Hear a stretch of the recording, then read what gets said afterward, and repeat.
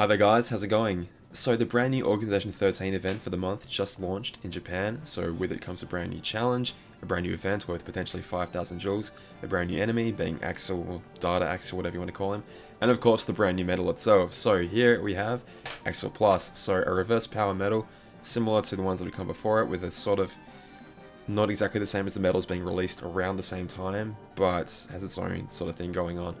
Interesting medal. So the 6-star version gives you plus 5 to your power-based attack, to your reverse-based attack, as well as a 90% boost to your guilt. So it seems like 90% is basically the new standard from now on. We can assume a couple things here, right? Because unfortunately the event's only just launched in Japan at the time of recording, and no one can give me a straight answer on the 7-star version. I can say with a good amount of confidence that the 7-star version will give you plus 7 to your reverse-based strength, plus 5 to your power-based strength, and I don't know if it's going to give you plus 110% to your guilt, because some medals in the past have given you plus 20% to whatever guild they already gave. However, they were all primes, so I don't think this qualifies. That 110% is a tentative maybe until it gets disproven when I kind of get my hands on the medal itself. It'll probably give 90 as a 7-star, but I thought I'd say 110 just in case. To the enemies, it debuffs them by -7 power-based strength, -4 reverse-based strength, and it doesn't affect the counter whatsoever. So the fact that it has 5 hits is nice, not affecting the counter at all.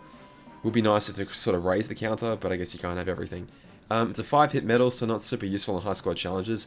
Whenever I think of AoE medals, I'm usually thinking of okay, can we use this in a high score challenge? If it's just one big hit that takes out, a big pack of enemies, that'd be really nice, but not super useful in high score challenges, being that it's 5 hits.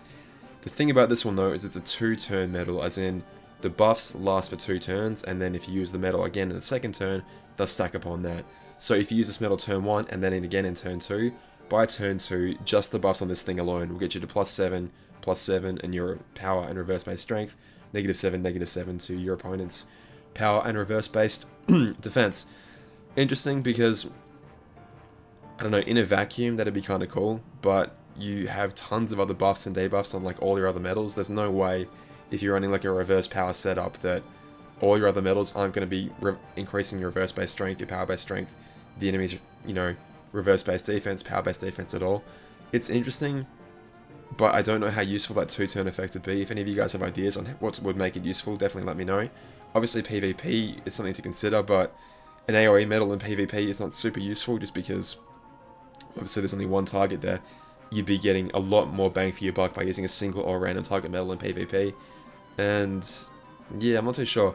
Not too sure about this one. Costs 4 gauges to use, and it's not exactly cheap. Darkgnaw, you're always fighting for gauges wherever you can on that Keyblade, so I don't know how much you want to use it. 4 gauges isn't heaps, but it's not cheap either, so and obviously it's tier 8, meaning that the guilds percentage that you see on the medal screen itself get amplified by 3.3 if you times it by a multiplier. Speaking of the multipliers, at 6-star, if the medal is at the first slot in your Keyblade, it's actually at its weakest, so it'll be hitting with a 10.23 multiplier, again 6-star only, and assuming you're at max guild.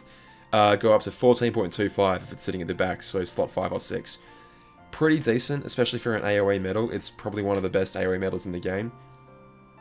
Caveat, with a caveat to that. At 7-star, of course, we just amplify that by the 5.16 that that AoE medals get, and you end up with, if it's at slot 1 in your Keyblade, a 27.26 multiplier.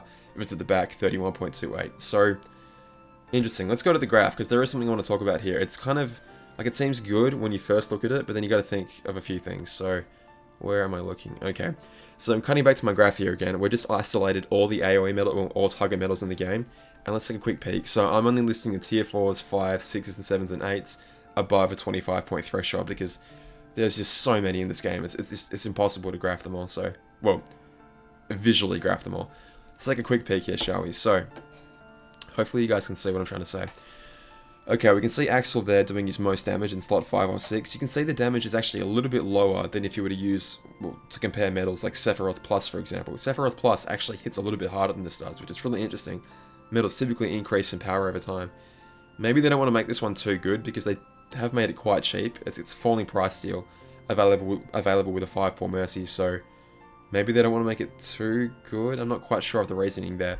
You can see that it falls a little bit low, like a comparable Sephiroth Plus. It also sits below all the stained glass medals. The stained glass medals, though, it's kind of a caveat, because you're well, they have to be in slot 1 to be their most effective. And if they are in slot 1, they therefore can't take advantage of all the other buffs and debuffs that you could have worked towards by, you know, slot 2, 3, and 4 by the time you get to the Axel slot. Like, general defense is a huge one. The stained glass medals don't get rid of enough general defense to make them super useful. I mean, obviously that they're quite good, but general defense, especially in like Colosseum, for example, is such a huge thing that you really want to get rid of that general defense before you do much else. So it's good, and especially like this is all the AoE medals, and you can see it's one of the best ones in the entire game. There's only like effectively 2 things in front of them, and like one of them is a high squad challenge medal. The stained glass is obviously unavailable anymore. That 41.71 there is if it had that 110% boost that I'm guessing that might. It's a small chance that it does. I just thought if I give it 110% boost, you could give everything else 110% boost as well, and that would therefore lift them all up. All the numbers you see right here are with an 80% boost, assuming either Kyrie or Shion at the front. And I know it gives itself a 90% boost, but again, same sort of logic of if I boost that, I could have just boosted everything else as well. So yeah, it is quite a good medal, but you got to consider what it would cost to get there. Fairies are such, like blue fairy medals are a very, very scarce resource right now, right? Especially the tier 8 ones. For my money, if I'm going to evolve a medal from tier... Like, I haven't actually done it yet. I've got 5 tier 8 fairies finally, and I'm still deciding what I want to evolve it. For my money, there's no way in hell I'm evolving an AoE medal before I evolve a single or a random target. The way you get more fairies is by winning in PvP, and the way you win in PvP, generally speaking, is by outdamaging your opponent, right? Which single and random target medals excel at. I mean, we can cut back to the... I can cut back to the all whatever graph again if you like. I'm sure you guys are sick of it by now. Wasn't planning on doing this, but whatever. Take a look at how much higher up those medals are. Like, you can see the Incredibles medals, sorry, the Jack and Bob and the Sora and Simba medal at the top right there. Way out damaging any other medals. Like, see for reference, like Vexen and the Stained Glass medals are down the bottom right. They deal nearly double damage than the AoE medals do. So again, for my money, I'm definitely going and upgrading a single or random target medal first before I even think about AoE medals. And that would let me get more fairies to upgrade more all target medals. So yeah, what I'm trying to say is there's no way in hell I'm even evolving this thing to 7 stars. Like, it's not going to happen. What would you rather have instead then? Okay, if you're looking for AoE, well, options that you have are these bloody primes they keep putting out. The prime medals, again, that we talked about the other day, the newest batch, so the reverse ones with the prime Roxas, the Roxas and Shion, and question mark. If they do release a reverse power version to go with the rest of the set, I think that'd be a much better option for you. It'd be way cheaper for a start, and you wouldn't have to invest that precious resource that we don't really have that much of right now.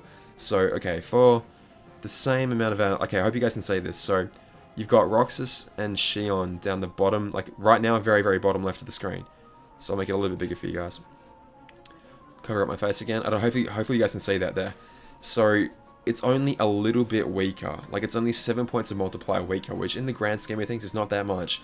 But think about how much less it costs you to get it. So, it costs roughly the same, assuming they keep a 5 Poor Mercy consistent. It costs 15,000 jewels again to get it.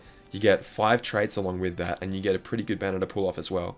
Unfortunately, this banner hasn't seemed to be that great. They are improving it this month, though, by giving you skills attached to all the guaranteed medals, but the guaranteed medals are still like 6 and 7, like tier 6 and tier 7 medals. I'm really hoping they like step up those organization banners a bit, because the guaranteed medals that come along with it are several months old at this point. It would be nice to, I don't know, open it up a little bit. Like, the chance of getting a copycat medal out of there would be sweet. The chance of getting, I don't know, some better tier 7s or tier 8s wouldn't be too bad, but I guess beggars can't be choosers. They have, from what I've seen in the Japanese version, added the skill aspect of it, so all those tier 7s will come, or tier 6s and tier 7s will come along with, you know, the same sort of triple threat 2, attack boost whatever max, and defense boost whatever max. So that's a pretty good, that's actually not too bad, because you can then, you should already have, like, you might already have gilded copies that are perfect with the perfect traits, so take the medals that you pull off that banner and take the skills and give them to much better medals. It's not a bad way of getting you to draw off that banner. It actually might make me consider it.